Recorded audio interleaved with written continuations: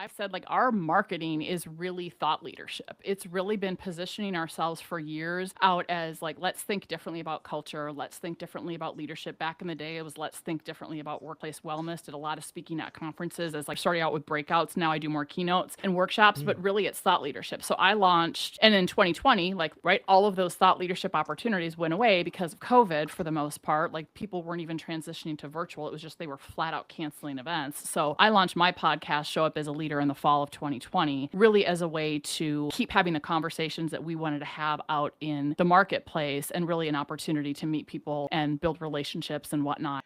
Welcome to Career Coaching Secrets, the podcast where we talk with successful career coaches on how they built their success and the hard lessons they learned along the way. My name is Davis Nguyen, and I'm the founder of Purple Circle, where we help career coaches scale their business to $100,000 years, $100,000 months, and even $100,000 weeks. Before Purple Circle, I've grown several 7- and 8-figure career coaching businesses myself, and have been a consultant at 2 career coaching businesses that are doing over $100 million each. Whether you're an established coach or building your practice for the first time, you'll discover the secrets to elevating your coaching business. Welcome to Career Coaching Secrets Podcast. I'm Kevin, and today we are joined by Dr. Rosie Ward. She is the founder of Selves Partners. She's been in the business for over 10 plus years. Welcome to the show, Rosie. Thanks for having me. I will say Selves Partners has been in for over 10 years. I've been doing this a lot longer, but here we go. How long have you been doing it for? Well, I want to say, I was thinking back, because coaching is one part of what we do, but it's a huge part of what we do. I think I got my first coaching official certification like 21 years ago. So my coaching certifications can legally go have a cocktail. So there we go. Doing this a hot minute. It's a whole adult kid. Whoa, that's crazy. It is a whole adult kid, right? I know. That's crazy. Well, let's start at the origin story, the lore. What made you want to become a coach and turn it into a business? That's not an everyday thing. No. Well, you know what's funny is, so I go back to like where coaching wasn't as popular, wasn't a big thing. And my career, I actually grew up in the world of worksite wellness before I shifted gears. And before I figured out it didn't work about culture and leadership, but that's a whole other conversation for probably a different podcast. But I was you have to go to conferences to get your continuing ed credits. And I distinctly remember it was 2004 and it was the summer and I was at a conference and I had met this wonderful woman by the name of Jackie Bridal Dietrich. And she had her own coaching business and she had basically shifted from being a wellness practitioner doing worksite wellness to being a life and business coach. And I was like, what is that? And I started talking to her. I'm like, that makes so much more sense. And I remember I called up my husband and I said, honey, I'm going to be a coach. I don't know what that means, but I'm just telling you right now, I'm going to be a coach.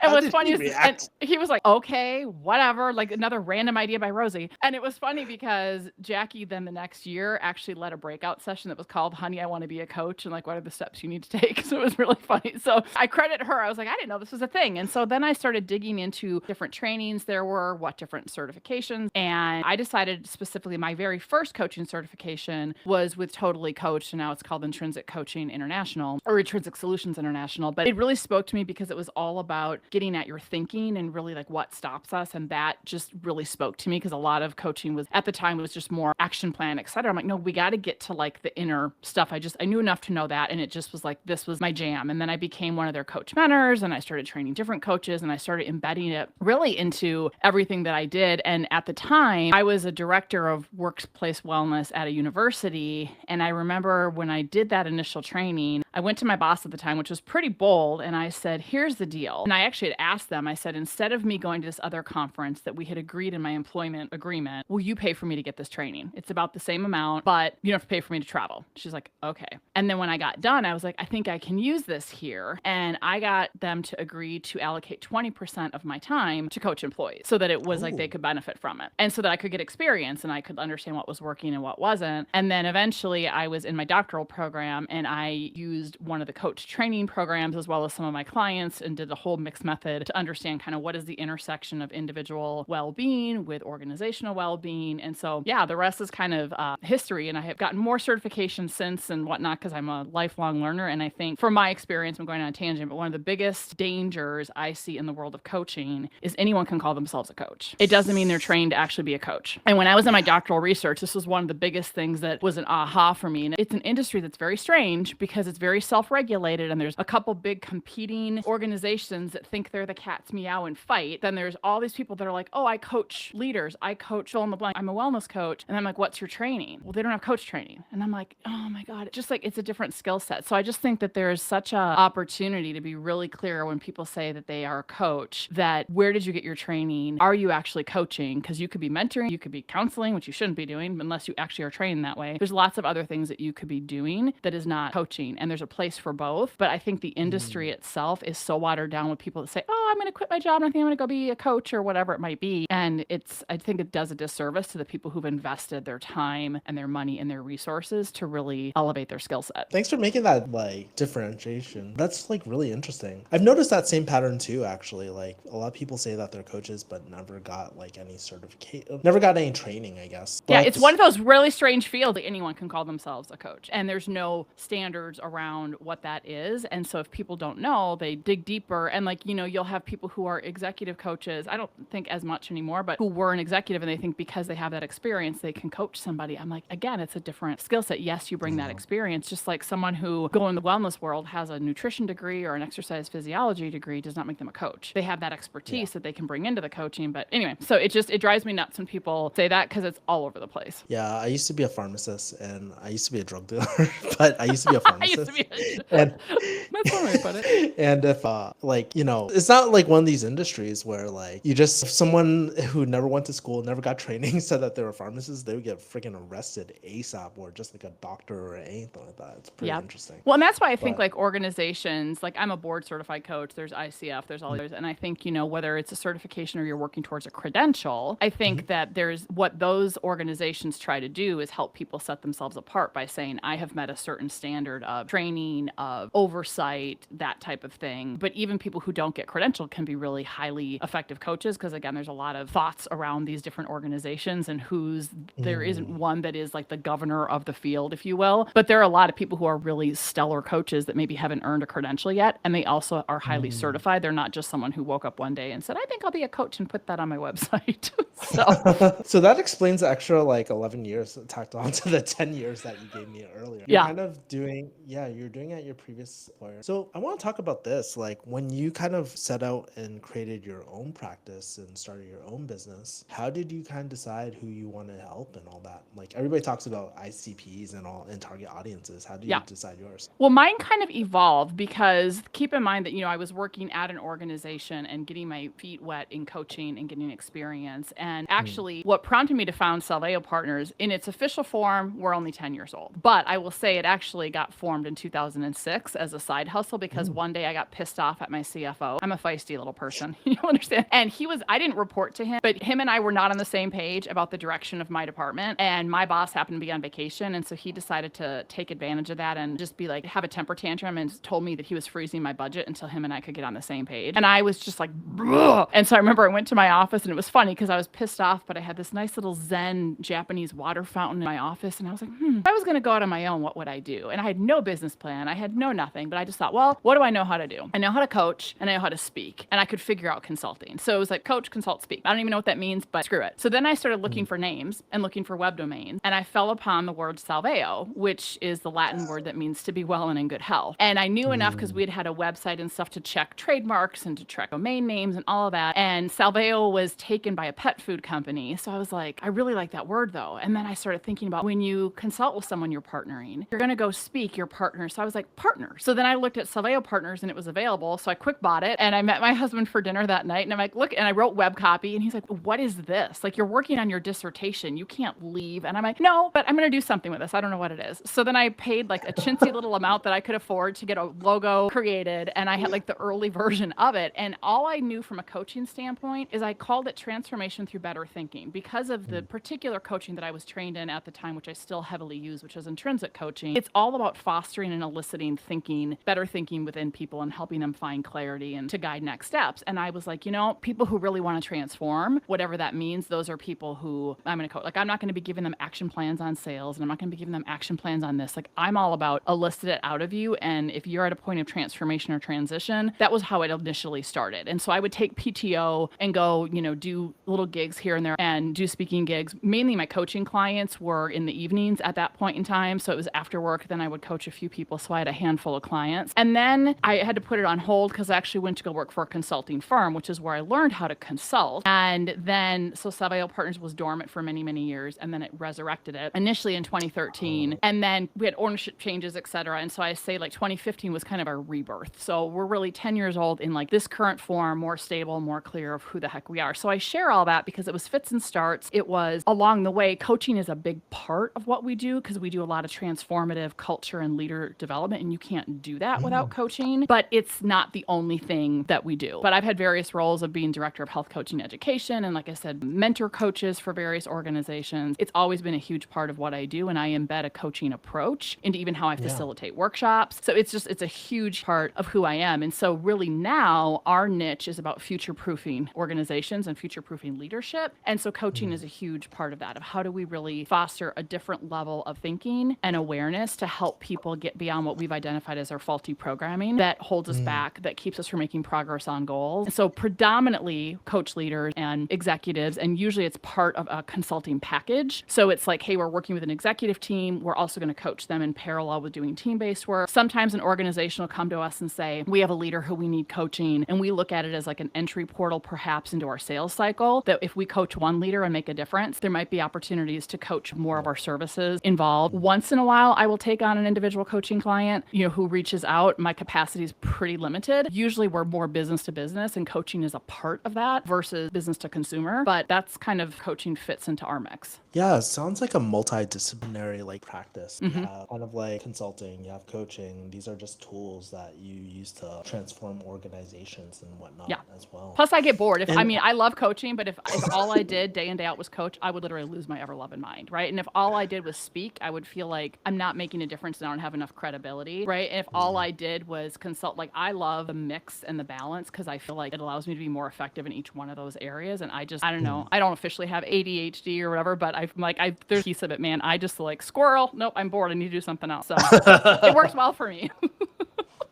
Neurodivergent. Exactly. Oh man, that's so funny. Yeah, and what's interesting, you're telling me a little bit about your sales cycle. You focus mostly B2B. So like, what does kind of your marketing look like at this point? Like, I'm very curious. Yeah, what's funny is I know we officially do, but I've said like our marketing is really thought leadership. It's really been positioning ourselves for years out as like, let's think differently about culture. Let's think differently about leadership. Back in the day, it was let's think differently about workplace wellness. Did a lot of speaking at conferences as like starting out with breakouts. Now I do more keynotes and workshops, but really it's thought leadership. So I launched, and in 2020, all of those thought leadership opportunities went away because of COVID for the most part. Like people weren't even transitioning to virtual. It was just, they were flat out canceling events. So I launched my podcast, Show Up as a Leader, in the fall of 2020, really as a way to keep having the conversations that we wanted to have out in the marketplace, and really an opportunity to meet people and build relationships and whatnot. And so I do a lot of blogs. I do a lot of speaking. I have my own podcast. I go on other people's podcasts, written 2 books, and third one is final edits right now based on our research. So a lot of it is really just planting seeds and having that knowledge, expertise out there to say you need to think differently about what it means to have a thriving organization, what it means to future-proof your organization, what it means to think differently about like training versus development, what it actually takes to develop people, what it actually takes to have a strong team. And a lot of it's not what you think. And so because we're really challenging paradigms in a lot of the work that we do, we're challenging the status quo in a lot of what we do. And so it's a lot of planting seeds, right? So all of these different mechanisms of thought leadership, including thoughtful social media posts. So I have a person on my team that does all of our strategy and posting. It is about dropping those little seeds that hopefully creates a moment of pause. They give people opportunities to have a different type of conversation within their organization of, hey, have we thought about that? Periodically, we'll do free webinars that will put information out there. So it's a whole bunch of really content-based marketing that is about giving people very credible, science-backed ways to be thinking differently about why their current efforts in culture, in leadership, back in the day well-being probably aren't working. And here's some things to think about to improve it. And then obviously it's kind of a soft marketing that you hope as a result of that, people will reach out. And I will tell you, we actually just did an analysis looking at our business. And we're like, look at all of our clients over the last few years, like where do they come from? And 99% of it is either a referral from somebody, or somebody heard me speak, or it was one of those thought leadership, or it was a referral from somebody who heard me speak one of these Ladies Thought Leadership and referred. Like, it is very rare that we get just an out of the blue contact us that was someone was doing a search on the web. We don't respond to RFPs. Learn that lesson the hard way. And so it makes a difference. It's having that consistent message, having that presence that adds value to people, that they either then eventually say, hey, I want to reach out, or they get referred by somebody. And I know me, I'm all about referrals. Like, if I don't know you, all these cold outreaches, they go directly to spam. Like, I am like, get the hell out of my inbox. Like, it doesn't work. But relationship, if someone's like, hey, you should meet so-and-so, I trust that person. Sure, I'll meet you. I may not have an opportunity to do business with you, but I will meet you and you might become a friend, colleague, or referral source. So that's really how we've gone about our entire business. That's so beautiful. And so people are finding about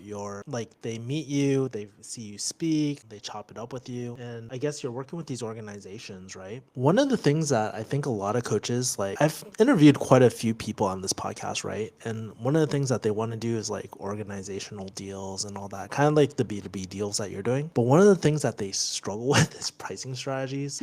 And so you don't have to give any hard numbers, but how do you structure your pricing? How do you think about pricing strategies? Where do you anchor? Like, I would love to kind of hear like your strategies. Yeah, that's a good question. And I will say I struggled a lot with that as well. Even I think about the early days of coaching, and it's like, what do you charge? And even with consulting packages, because when I worked at the consulting firm, everything was done by like an hourly rate. And then even if you had a retainer for like a whole year, it was like, well, it's based on this rate. And I just started you test the waters. You try some things of, oh, it feels too high, or, oh, that was probably underpriced or whatnot. And I really took a cue off of, to make my life easier, I do like a flat half-day rate or daily rate when it comes to consulting and speaking, because it's just like, there's a lot of prep and stuff that goes into it. So I start using that for pricing consulting. When it comes to coaching, it was more of, okay, do we just say indefinite, like here's like a monthly fee or whatever? So what we have is different now levels of coaching. And part of it was asking some people in some of the coach trainings I was in throughout the years of like, what's the range? Like, here's the low end, here's the high end. I'm always kind of like be somewhere in the middle is kind of my philosophy. And it also, you have to be very real about what are the credentials and training you bring. I have a PhD, I have years of running a business, I have years of experience in leadership, have books written, have multiple certifications. So there's also a bit of like, you think about lawyers, like partners charge one rate and then junior associates are another rate. So there's also a bit of like, you got to be very mindful of, if you think you're going to jump off and be charging, $500-$600 an hour and you don't have that background, you're not going to get very many clients, right?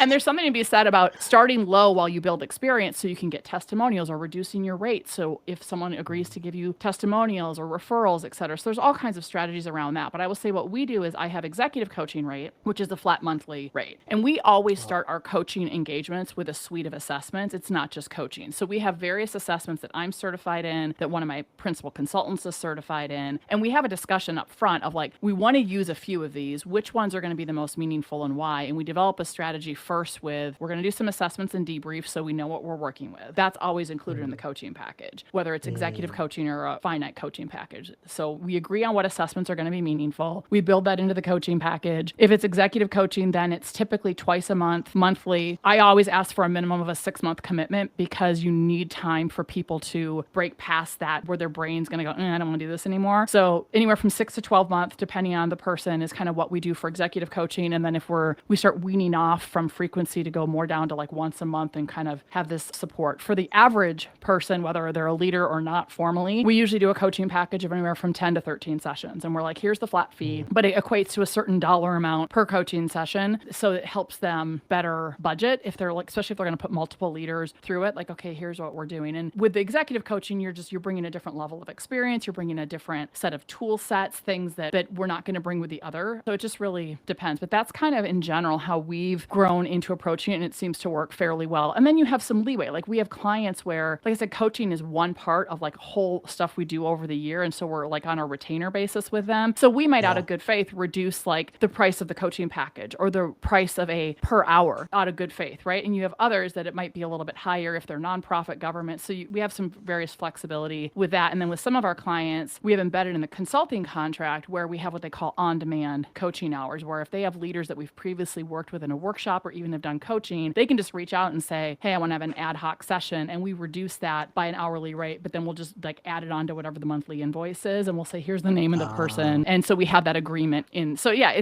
but that gives that there's a lot of variety in there, but that's in general how we approach our pricing structure from a coaching standpoint. It's so interesting because I see all these disciplines, right? Like, I definitely see the consulting side where like you kind of have the hourly and you probably have a contingency on top of that. Like, that's really interesting. You kind of borrow things from like attorneys like with retainers and subscriptions and stuff like that. Just really, really interesting the different ways that you're like pricing. So thank you so much for sharing. I think this is like Well, the and I tea think that everybody actually wants to know. You know what I mean? Well, and here's the thing is like most people don't want to share their rates, and I get it, right? And I think Yeah. this is where you find people in different markets and you just start to get a sense of there's a whole wide range of any services, right, that people will charge, and coaching included. But starting to get a sense of like earlier on, I charge less because I felt like I'm still getting experience and that felt right to me. And then, you grow and like I'm like, okay, now when I'm mentoring other coaches, etc., I'm like, it's kind of like the hourly rate has put in its dues to go up. I mean, Yeah. but that's my philosophy. I mean, everyone can go about it in a different way, but that feels good to me and feels aligned with who I am. It also seems like your capacity has gone up over the years too. Like you said, I'm so busy right now. Like that's one of the last things you said.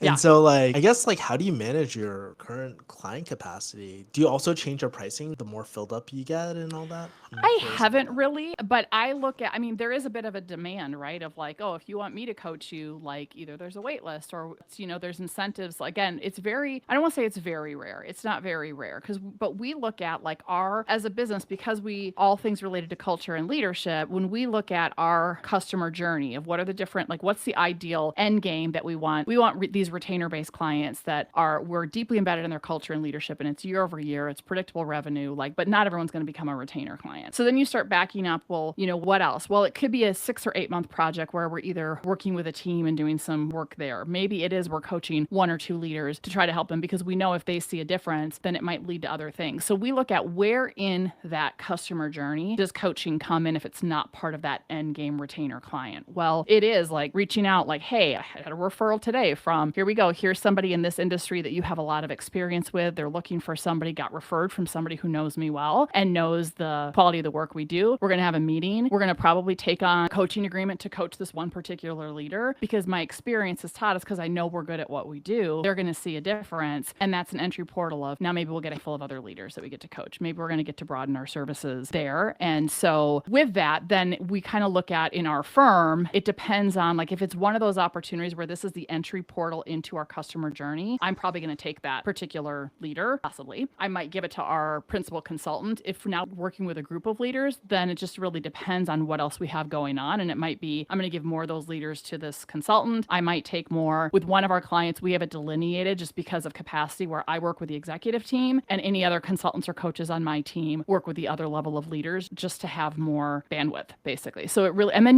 depending on like if you're coaching someone, and again, your goal of coaching is to work yourself out of a job, at least from a coaching standpoint. So you also can look and go, okay, I'm going to be graduating, for lack of a better word, 3 leaders this month. That means I'm going to have capacity to take on 3 more unless I have some other kind of project going on. And so can, talk to someone and go, you know what, I'm not going to have capacity for a couple of months, but during that time you can be contracting, you could actually be starting the assessments. There's things that you could be doing to keep them engaged and actually that are foundational aspects before you dig into the coaching anyway, that also buys you some time. I love that.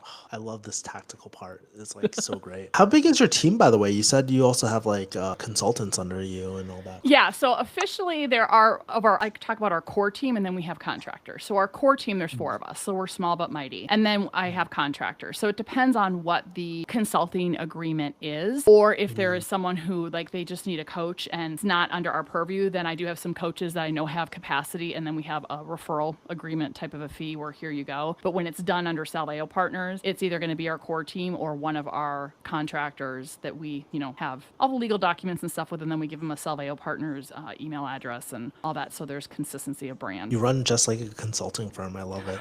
Well, that's what we are, right? I mean, we're a consulting firm who heavily leverages the power of transformative coaching as part of our services and part of what makes us, kind of our niche and what helps us stand out from other firms that do culture and do leadership development. It's always like, this is our focus and this is the key part. Which leads me to my next question. Like, I want to talk about your future goals with Salveo Partners. I guess, where do you want this business to take you in the next few years? Do you have any secret dreams, big ambitions no one knows about, desires to scale? Like, we'd love to hear the tea. I want to scale small. Like, I've never had any desire to be a CEO of some, like, grow this to be this big company. Like, small boutique consulting firm, awesome.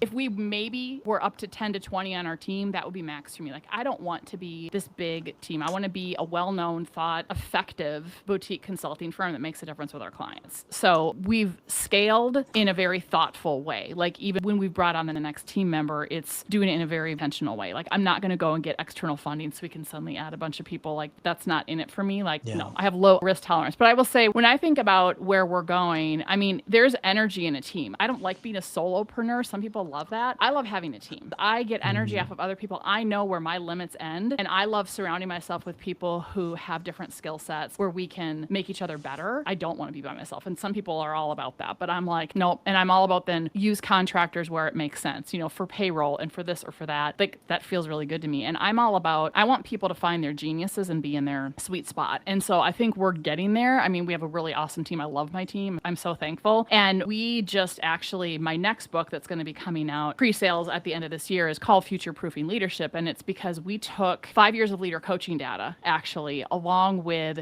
my podcast interview data, because I ask all of my guests, what is a self-limiting story that you tell yourself? And because I see patterns, like, so you coach long enough, you start to, depending on what your niche is, right? Mine is all about helping people identify what gets in their way and move beyond it and really navigate adaptive change. Well, you start seeing the same people and you start having people that say like, oh my God, am I the craziest person you've ever seen? Am I the most messed up? Am I failing coaching? Like, no, you're human. And so when I launched my podcast, I very intentionally embedded a question where I asked my guests to share a self-limiting story because I wanted to normalize the messiness of being human. And after I started seeing patterns in their answers to that question as well. And so about a year and a half ago, I said, I think we have enough data that we can do an analysis. Like, I'd become convinced there's only like 8 or 10 of these limiting assumptions that everybody has. I don't know that for a fact. One of the coaching processes that we use now is from Bob Keegan and Lisa Leahy out of Harvard. It's called Immunity to Change. And it's where you identify an area you want to get better, but you're like, you can't do it on your own. Like, there's something getting in your way. And then you identify the underlying yuck factor, limiting mindsets, fears, all the yuck stuff, why you get in your way. So we took data from that and we took the interview data and we just started doing this massive qualitative data analysis. So you dump it in a spreadsheet, you start coding, you start looking for patterns, and we identified 7 core faulty programs that we have that works against us, and then what we call 3 cousin programs, which are related, but they don't stand on their own. And so from that, we started workshopping it, and I would do speaking engagements and find out if it resonates, and it does resonate and all of this. So anyway, that's the heart of our next book, is really unpacking why change is hard, why we get in our own way, our findings of not just these faulty programs, but also what are the most common areas where leaders are trying to get better, but they're fundamentally working against themselves, and kind of how do we go about it, and how do we then take all this knowledge and future-proof leadership from the organizational perspective and the leadership perspective. And so I share all that because my previous 2 books, super proud of them, great, but they were with my former business partner, and it was like, I don't know, I want to say it was like the old chapter of our business. And this to me is like what I'm passionate about, and this is like the new chapter and stuff that I've been passionate about since I started coaching 21 years ago. And so it's super exciting to have your own research coming out and to see how it's resonating for people. So my hope, like, go big or go home, right? My hope is that I can get some pretty heavy hitters to, first of all, endorse the book and write that. I'm hopeful that it really opens the door to different conversations where people stop fighting themselves and stop fighting each other and start to really look at, this is why things are harder than they need to be, because it's this faulty programming, and how do we move beyond it? So I think it would just be really cool to leverage this to help take us to the next level, where we can help more organizations, where we can help more people, even if more business to consumer, even if people are never going to hire us, but they're listening to the podcast or they read the book and they're like, oh my God, I'm not crazy. Oh my God, I feel a little bit like if I can normalize it for them,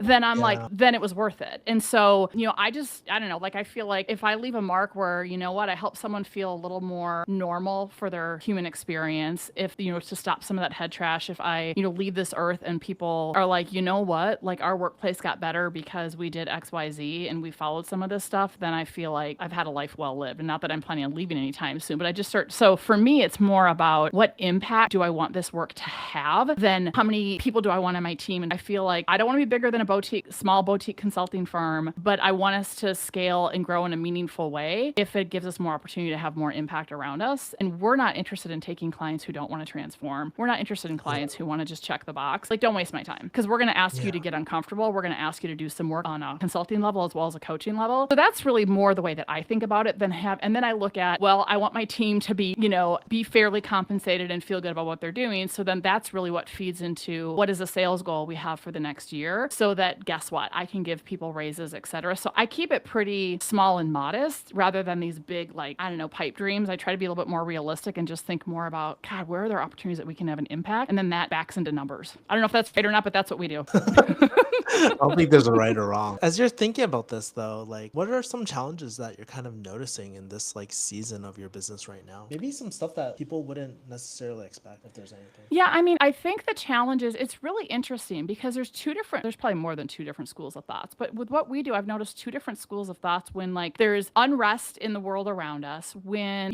there's back and forth of is the market shrinking in what industries and this and that. You've got some people who are doing reduction in force. You got some that are growing like gangbusters. You got some that work in industries that service all of it. And so they have aspects of their business that are shrinking and aspects that aren't. And so I think the biggest challenge for us is more of just continuing to have the conversations and understand truly what our customers' businesses are going through and where we need to adapt. I know we contracted, but let's pivot to this because this seems to make more sense. But they keep understanding that even when you are financially strained or you're anticipating potential financial strain, that continuing to invest in your leader and culture is never going to be dollars that are not well spent. And we have one client that they just did their biggest reduction in force in the history of their organization, but they are doubling down on leadership development, which includes coaching, because they're like, if our leaders are going to move people through this and we're going to get to the next level of where we need to be, we can't have the same level of thinking that we've had. It's kind of the saying of what got you here isn't going to get you there. So they get it. And they're like, we need you now more than ever. Yes, it seems counterintuitive. We just,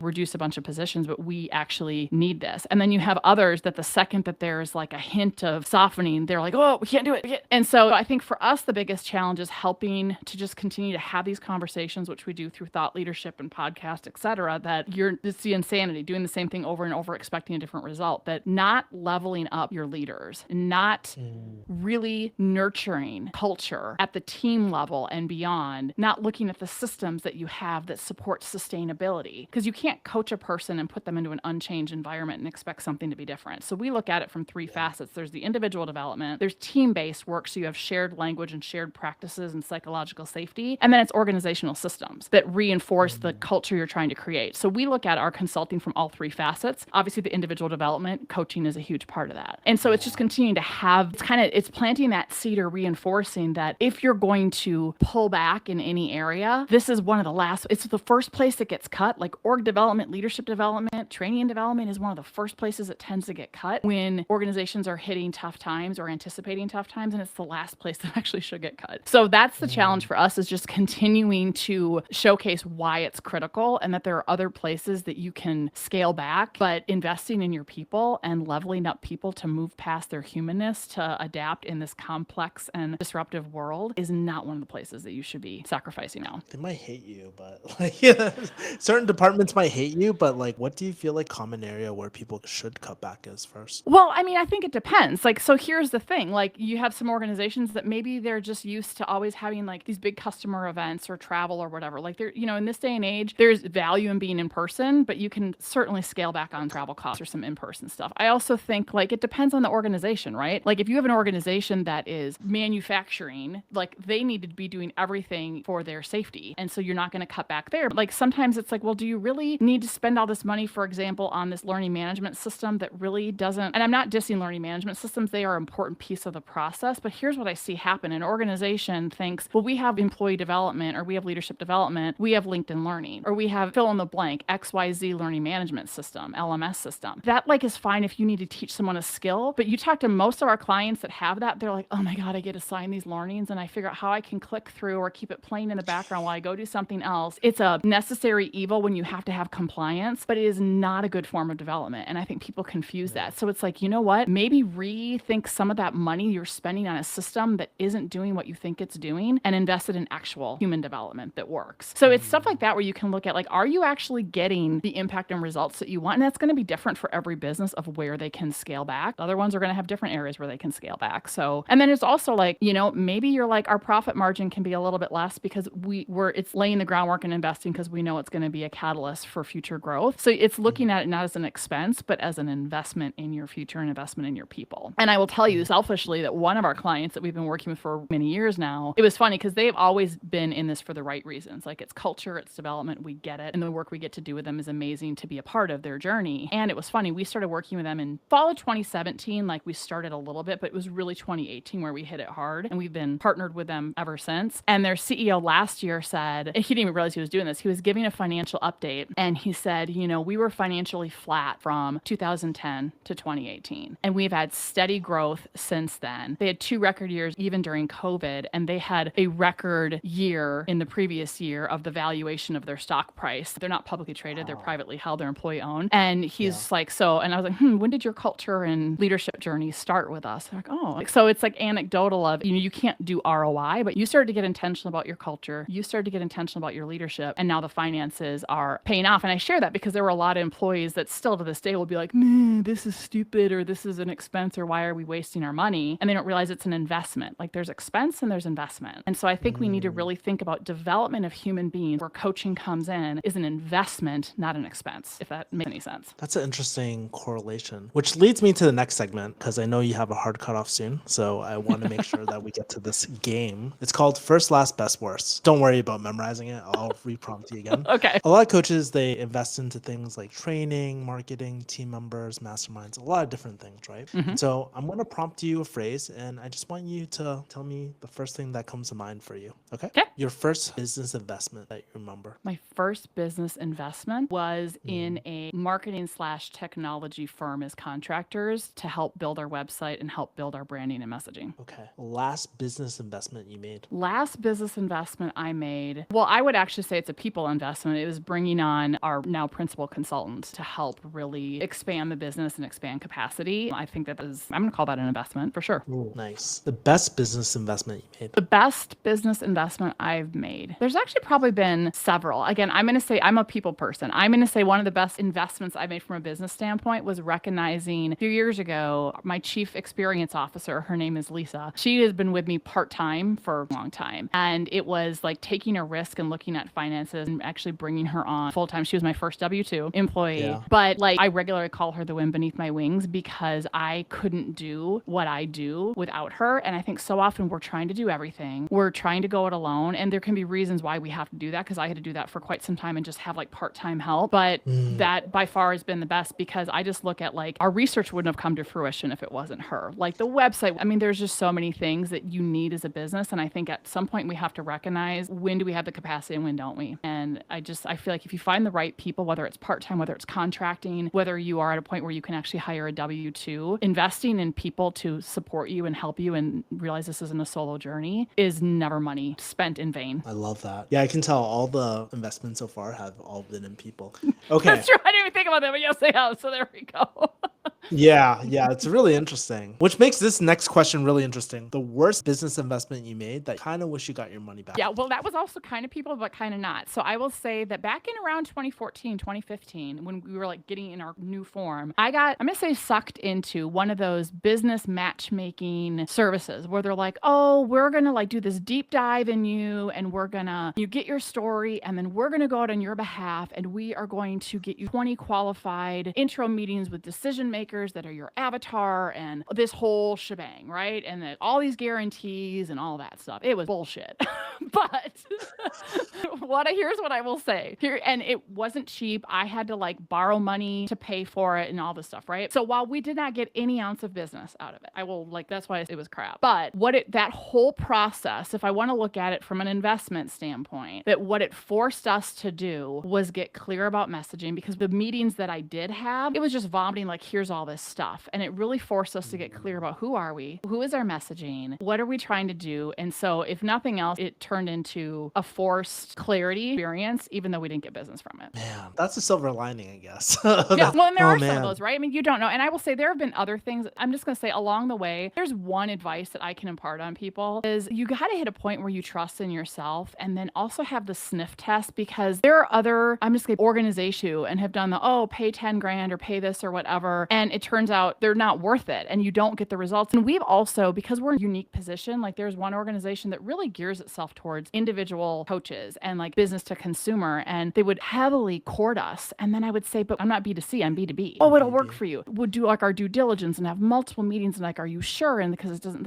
And then turns out, of course, it doesn't work for us. And then when we're pushing back, you don't get any money back or whatever. Or there's been others where you agree and you invest in this and it doesn't go anywhere. So I think what I would say is if you're going to invest in these people who say that they're going to help whatever aspect of your business it is. You know, whether it's marketing, whether it's speaking, whether it's this, they're going to get you prepared for blah, blah, blah, blah, blah. Do your homework. And if it doesn't feel like it's a fit, don't fall for the sales pitch that is going to force fit it. Because I will say along the way, we've spent money that didn't give us anything. But here's going back to silver lining, with each of those pointless spends, it forced us as a team to go, let's get clear. Can we do some of this stuff on our own? It forced us to, again, refine our messaging even more. It also forced us to just start having confidence in ourselves and be like, you know what? I don't think we need these people. Like, we've kind of grown beyond them. Like, thanks, but no thanks. And so I get countless, probably a lot of people listening, you get, oh my God, the amount of LinkedIn requests of people who want to fix your profile or do this or do that. And it's just like, go away. Like, it's just like, I don't know who you are. I've gotten suckered in more times than I count. So I'm very careful now with where I'm going to spend my money. And I think early on, you get oh, they can help me. Oh, they're going to do it. And you get like overly Pollyanna, and most of it ends up not working. So I would say do your homework with people. It's not like rolling in money. And there were times where like it was on a credit card, it was this. I'm like, damn it. So,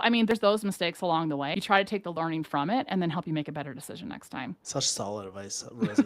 How can people find you and connect with you? I'm happy to connect with people who would legitimately want to connect. They don't want to sell me something. So I will say connect with me on LinkedIn, or I'm also on Instagram and Facebook, more active on LinkedIn. But what I will say is if you go to my website, selveopartners.com, you have the links to my Dr. Rosie Ward website, which is where my podcast is. You have links to all my socials. You have links to our blog. So that's probably the easiest way to get a hold of me, because it'll link to both of my websites and give you all my socials. There's a contact us.